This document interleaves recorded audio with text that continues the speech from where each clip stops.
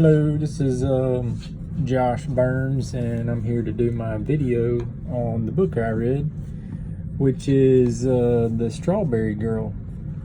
The author of the book is Louis Linsky, and it was published dated of 1945. It's a rather old story, but it is a good one. It's about kind of like two families. One family, which was the Boyer family, used to live in the north part of Florida, and they ended up moving down to the Southern Lakes area of Florida.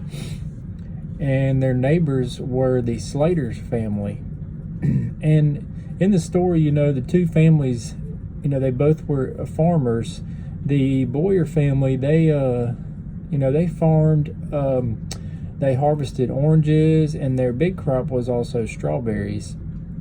Well, in the story, their neighbors, which was the Slater family, who were also farmers, they had a bunch of farm animals. They had cows and horses and hogs, and in the story, as the Boyer family, they had a barn burned down at one point. And so what they did was they gathered all of their oranges and strawberries, and they sold all of them to basically rebuild their barn.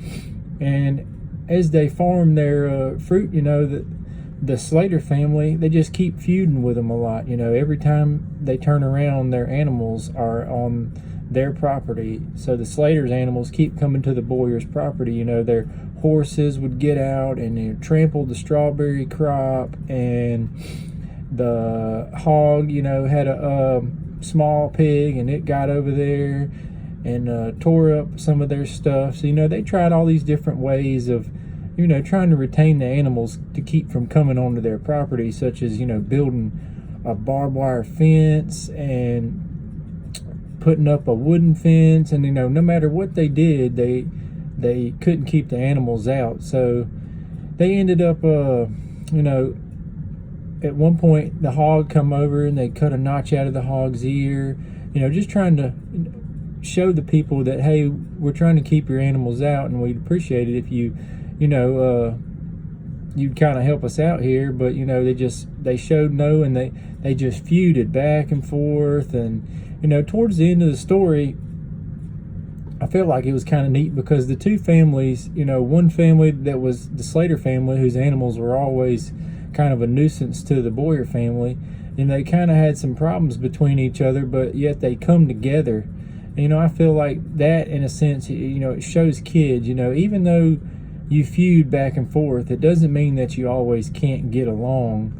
I just the overall story, it's kind of an interesting read, and it teaches kids there's a lot of different things. Not only are you learning about all these different animals and the farming stuff and the aspect of all that, having to build fences to keep these other animals out, it's teaching them a lot about how, not everybody always gets along, but, I feel like, in simple terms, where there's a will, there's a way. So just because you don't get along with someone doesn't mean that you can't work things out and become friends. But overall, I thought it was a really good book, and thank you.